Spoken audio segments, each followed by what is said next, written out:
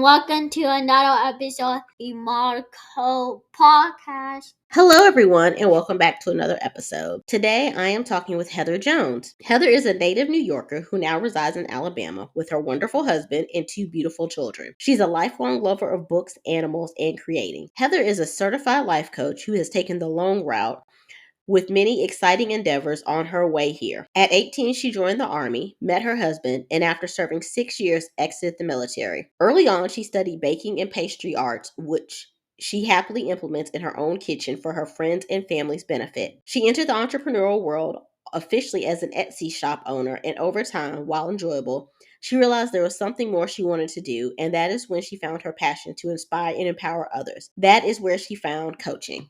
Let's welcome Heather. Hi, Heather. How are you? Hi, I'm great. Thank you. And thank you so much for having me. You're welcome. Thank you so much for being here. So now I want to know, what kind of stuff do you bake?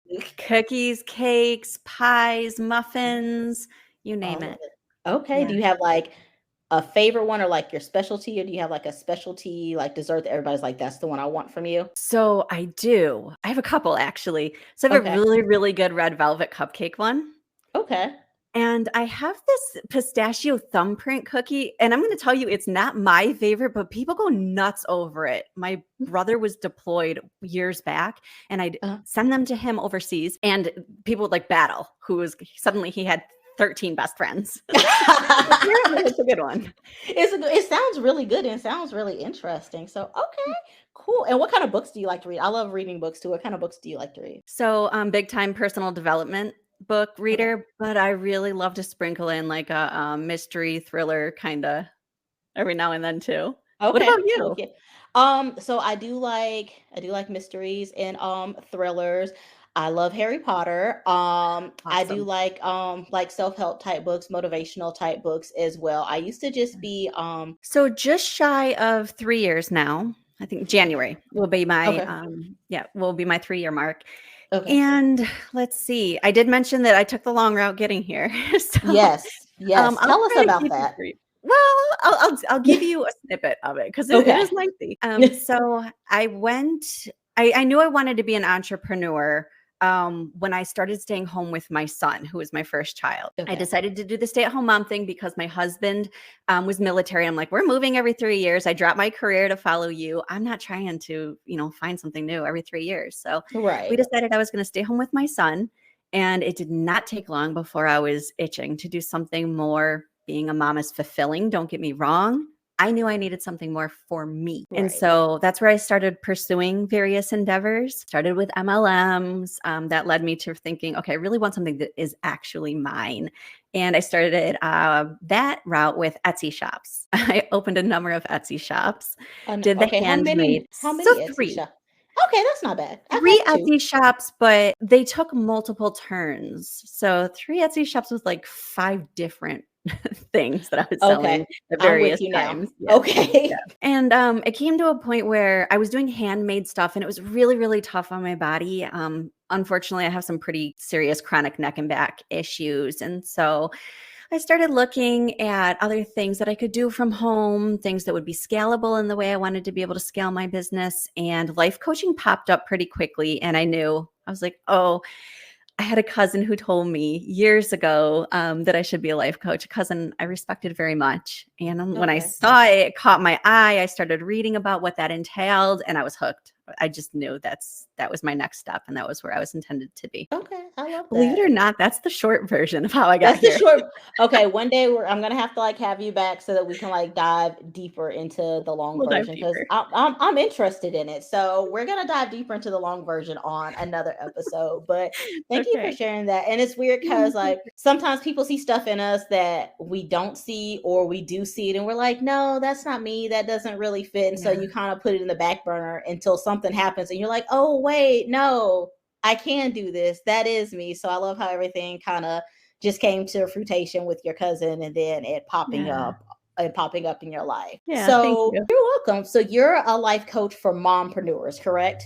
Yes. Okay. So what does that entail? Okay, so for me specifically, I work with moms, typically moms of school-aged kids, and so Okay. usually have some time to themselves during the day because their kids are out at school trying to run their business. But, with that, there's still school breaks and illness and, limited hours because you never know. Things are always going to pop up. And Yes. so I work with moms on finding their version of work-life balance so that they can work when they are intending to work without guilt. And then when their family is home and they're doing the family time, they're not thinking about work. They're not thinking about the tasks that are undone. They've found that balance and flow and scheduling. And whenever necessary, we sprinkle in anything else that comes up that needs to be done. So the huge thing for mompreneurs that gets overlooked is self-care. So we make sure that that is attended to.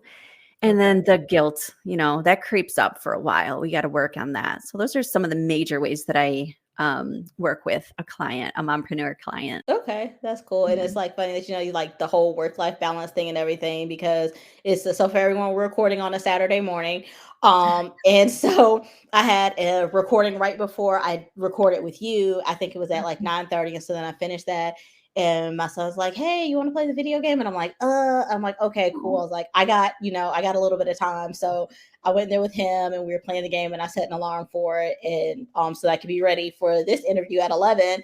And the alarm went off at 10:50. He's like, "No, we're almost done." I was like, "Buddy, I got like 5 more minutes, okay?" And so we played one more round. I was like, "Just pause the game and we'll finish it Right. afterwards." So, it's like you said, like finding that balance and everything and not feeling guilty. It's hard, but it's doable. It can definitely Absolutely. happen. Yes. Absolutely. And the age of your kids is going to make a difference. It doesn't make it impossible, but particularly like when your kids are younger, when they're not quite school age, that makes it really hard. And so I think it is important for mompreneurs, moms generally, to know that there is a way to find time for yourself and to Right. find balance. Some people don't like the word, I love the word balance, but some people think Yeah. of like a scale where it has to be 50-50. So flow, harmony, whatever you like. Yeah, I Yeah. agree with that. My son is he's 8. And so he's at that point where he's doing more stuff on his own. And so Mhm. now I find myself, I feel like it's kind of like the roles are reversed because I'm like, oh, well, he hasn't asked me to play anything with him in a while, or he hasn't been like, "Hey, mommy, look at this." And I'm like, "Hey, what are you doing? What's going on? Like, you want to play?" And he's like, "No, I'm good." And I'm like, "Oh, okay, well, I guess if Oh, you don't want, you don't want to hang out with me." So when he's like, "Mommy, let's do," I'm like, "Okay, cool, let's do this." So how old are your absolutely. kids? So I have a 10-year-old boy and an 8-year-old girl. Okay, so we're right there in the Yeah, same area. same So phase. Mhm. yes. So what is something other than like finding that balance that you see that you find that mompreneurs are struggling with a lot?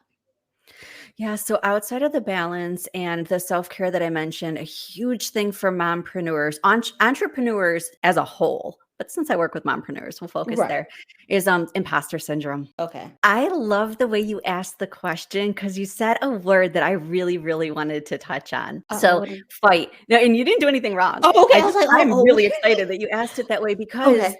the word fight I wanted to kind of highlight here because so Okay. many times we think we are in a battle with these things that we don't want in our lives, right? We are fighting for more time, fighting against these horrible thoughts that we, sometimes have, I call the inner critic, and then fighting that imposter syndrome. I don't use the word fighting. I would Oh, say shifting, quieting, a number of other things, but I wouldn't say fighting. That almost is like inviting this battle. And a battle tends to cause stress and anxiety, and we're moving away from those things. So I would say how okay. we shift out of imposter syndrome or how we quiet the voice of imposter syndrome, how we Okay. overcome even. Okay. That did not answer your question. No, Yeah. I like that because it puts a positive spin on it. Like you said, because fight can be such a negative word, but when you say quiet or shifting or overcoming, those are positive words. And so that makes you look at it as as more of a positive thing. Like, I'm trying to shift this imposter syndrome. Like, I'm going to turn this into a positive. I'm turning this negative into a positive. Yeah, Yeah. absolutely, and it creates more ease around the process when we don't think we're battling something. Right. And it can save Yeah. you a lot of energy too. Cause, if you're just like, "I don't have the fight in me today." Okay, well, you're not fighting it, you're shifting it, you're quieting it. So, Yeah. yeah. Yeah. So, how can we shift and quiet the imposter syndrome? Yes. So, and the thing about imposter syndrome that's very important to understand is it's not the same as self-doubt. So it we do have self-doubt, when we have imposter syndrome, but it goes so much deeper than that. Imposter syndrome exists at the identity level. It's a strong feeling about who you are, what you are capable of, and more frequently what you're not capable of. And always along with that comes this fear that people are going to find out that you're a fraud. Because it's just a matter of time before people discover that you've been playing make believe, that you've just been, fake it till you make it kind of thing. Right. And no matter how often you see evidence to the contrary, people tell you that you're amazing, you accomplish things, that deep-seated feeling is always there. Always, until you heal from it and work through it, of course. Okay. And so that said, the very first place that I usually start with working through imposter syndrome is the inner critic that comes up. That inner critic gets really, really loud when it doesn't think that you can do something, when it doesn't believe you can accomplish something. And Okay. so we start with just providing some really short, really quick, like in the moment things that a client can do to give that quick win as we do dig deeper and really work through the process of fully overcoming the imposter syndrome. Okay. So working with the inner critic, there's a lot of exercises that I can offer clients, and it very much just depends on, do you have a strength in doing visualizations? Are you better with like affirmations? Everybody's going to be a little different. Okay. But there's a quick one that I can share if, Yes, right now please. with everybody, if you're open. Yes. Okay. So it's relatively simple in practice, but it is very impactful. Okay. And that's the ABCs of ABCs. And so it's the A is to accept. So when that inner critic comes up, instead of fighting it, we accept that the thought happened. And that doesn't mean accept it as truth. That just is an acknowledgement. Okay, that thought happened. We don't attach anything to it. Just, okay, it happened. Okay. Just the fact. And the second part is breathing. And this is always a deep belly breath. So when we breathe into our chest, that's a place where we cause the anxiety and the stress to escalate and accumulate. And so we push that breath down into the belly, the diaphragm, which is kind of like right below the rib cage. Right. You do that for about a minute. And then when you've Okay. kind of started to settle the mind and the body, the C is choose. And that's you choose another thought. You choose a thought that better serves you in that moment. I like that. We are accepting. So we're just accepting the thought, breathing, and then choosing another thought that's more positive when that inner critic starts to get too loud and take over it, everything. Okay. You recommend that people already have like that they can kind of go to and pull out, because sometimes I know in the moment it can be like hard to be like, okay, let me think of a positive thought. Do you suggest that people keep like, I guess, like a bank of positive thoughts that they can pull out when that happens, or kind of how does that work with the positive thought part? Yeah, I don't know if you've done this or if you're just that intuitive, but exactly.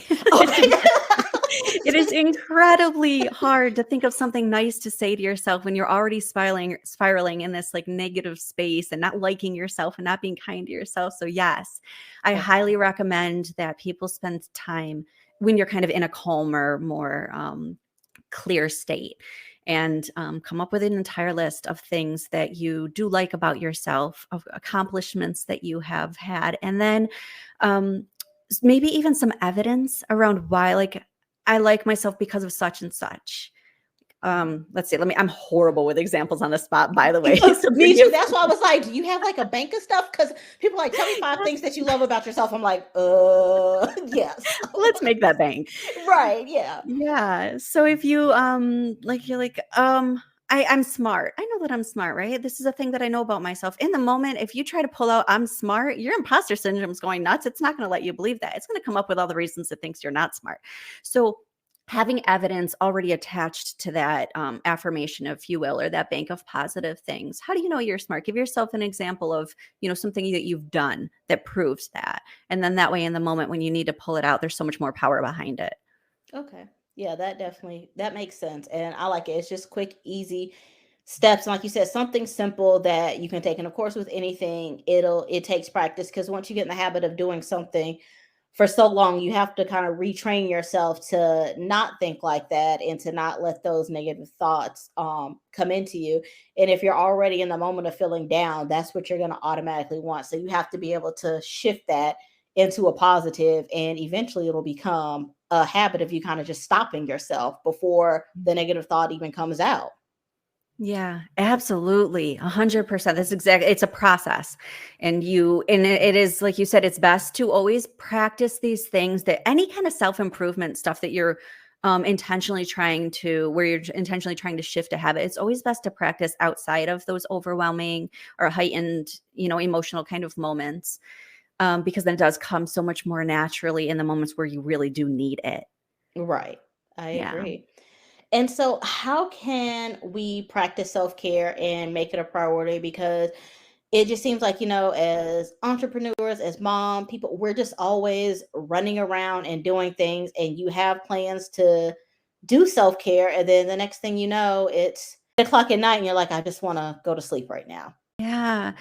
So there's a few things that I would say about that. The very first of those things is it's possible that you may need a mindset shift around what self-care is or can be. We all kind of have our ideas around what self-care is. Some of those things, some people tend to kind of lean towards the physical, obvious, what I think are obvious ones, like manicures, pedicures, exercise, eat healthy. Those are all wonderful. I'm not stomping on them. But what else is self-care or could be self-care? What are the things that light you up? What are the simple things that you're already doing that can be enhanced by just shifting your mindset around it, or Okay. incorporating a new behavior? So one that I use frequently as an example is, we all wash our hands every day, multiple times a day. If you have really little ones, like a lot more than most Yes. people. And that presents a really beautiful opportunity. So then in that case, if you're already washing your hands, what more could you do for yourself in that moment that refills your cup, so to speak? So deep breathing is one that I love. Another one is, if you happen to be in the mirror, like say, for example, you're in the washroom and you're, washing your hands and you have the mirror in front of you, Right. an affirmation or a kind word to yourself, and a commitment to doing that every single time you step into the mirror. And there's a recognition here that that can be actually really hard for people. It sounds simple. When it comes up, it's difficult, and there's a reason. Perhaps room for, growing that self-love there. That's why it's Okay. difficult. But anyways, I digress. It's about what else can we bring into this moment to make it better? So it's not about adding massive chunks of things that you need to do to your already busy schedule. It's little things that you can incorporate here and there. And if you can, attaching them to things you're already doing, because those things, you're already washing your hands. That's already a habit. Right. So building new habits, when you attach them to already substantiated, is that the right word? Sounds good to me. We'll Habits go are, with it. yeah, let's rock with it. We're gonna roll with it. The habits that are already in place. Let's go with that. Okay. It just makes it so much easier to grow that new habit. Okay. And Yeah, so, and I like that you shared that, self-care doesn't have to be you going out and spending money or anything like that, because again, that's what so many people think. And even I was like that at one point, like I was like, "Oh, I just need like a self-care day and stuff like that." And I'm like, "But self-care is expensive," because I was talking about like TV clouds our judgment of like what reality is supposed to be like and what you can expect, because on TV, when you see people doing self-care, they're not just, washing their hands and saying positive affirmations in the mirror or anything like that. They're going out to the spa with their friends and getting massages and getting their nails done and doing all these lunches and stuff like that. And so I even remember one time I was like, self care is expensive. I can't afford to go out and get self care. And then I realized that, like you said, self care is just me reading the book that I've been putting off reading for, forever, or finally sitting down and watching the TV show that I wanted to watch, or like I love sewing. So just coming in and sitting down and being able to sew.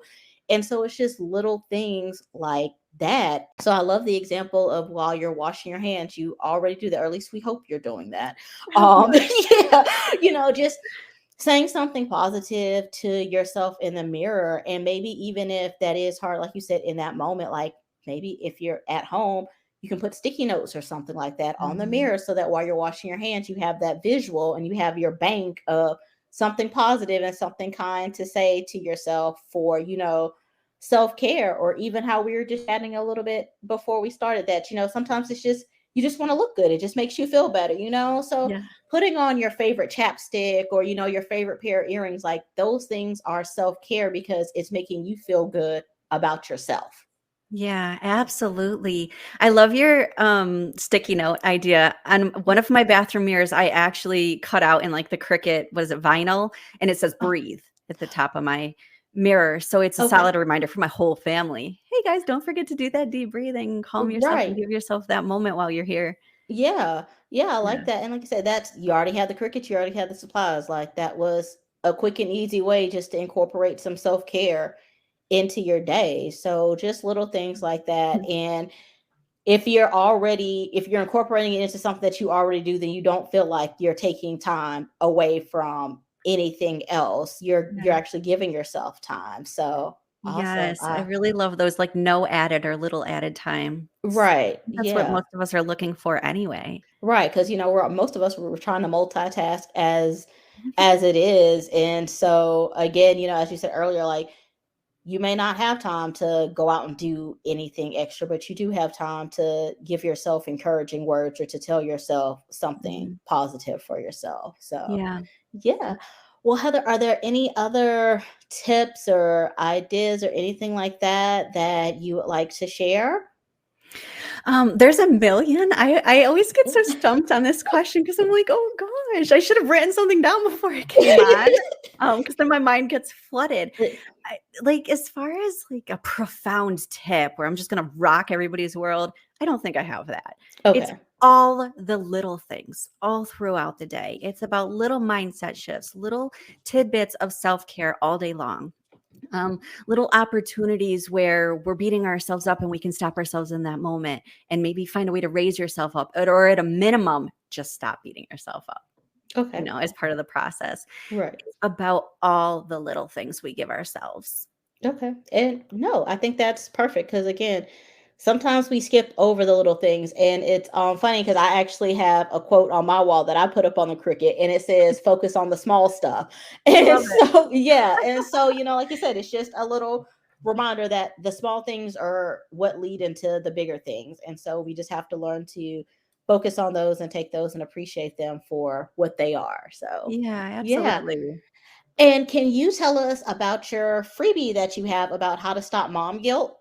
Yeah, I would love to. So I actually walked you all through what I have in the freebie. I go much more in depth. So it's 3 steps to stop mom guilt in the moment, or on the spot, I think is what I called it. But Okay. it's the ABCs. In the freebie, though, I go deeper. I give you more details to the steps. I give you examples of each of the steps. So um, yeah, actually, I hadn't intended to share the steps of the freebie, but I felt like it was a perfect way to give, hey, this is why you want it. This is what it's Okay. going to do for you. Yeah, no, and that's like, okay, yeah, but it all works out. So yeah, Yeah. y'all definitely grab that freebie. I'm going to link it in the show notes. I know that I am going to grab it because I want to Okay. go deeper into the ABCs and just learning how I can quiet and shift that inner critic. So I will definitely link that in the show notes. And Awesome. Heather, will you tell everyone how they can connect with you or where they can find you at? Yes, I will. Thank you. So, the easiest place to find me is on my website, and then everything else is connected from there, all the social media things. Okay. And my website is simple, heatherjonescoaching.com. Okay, awesome. And I will definitely link that into the show notes as well. So, Thank well, you. Heather, thank you so much for coming on here today. I greatly appreciate it. And I am definitely going to have you back because I want the long, full story of, of how you got from point A to where you are now. You got to So, drink your coffee before that one. It's a long one. listen, I'm here for it. All you had me at coffee, so I will make Okay. sure that I have my fresh pot. I'll bring my big cup that's gonna stay warm the whole time, and we are just gonna sit here and we're gonna hash you out and talk all about it. I love it. Thank you Oh, so much for having me on, Angel. I love this conversation with you. I loved it too, and you're so welcome, Heather. And I'll talk to you again soon. Okay, take care. Hey, you too. Thank you for tuning in to another episode of the Modco podcast. I hope that you enjoyed this episode and learned something from it. Be sure to share this episode with a friend, family member, colleague, or anyone you think will enjoy it. Make sure you hit the follow or subscribe button. And if you love the podcast, please leave us a 5-star rating and review on your favorite podcasting app. That helps others to find us and gets us listed in other show recommendations. So you all know that I run on coffee, and so does the show. If you'd like to buy us a coffee, you can do so by clicking on the link in the show notes. Thank you so much, and chat soon.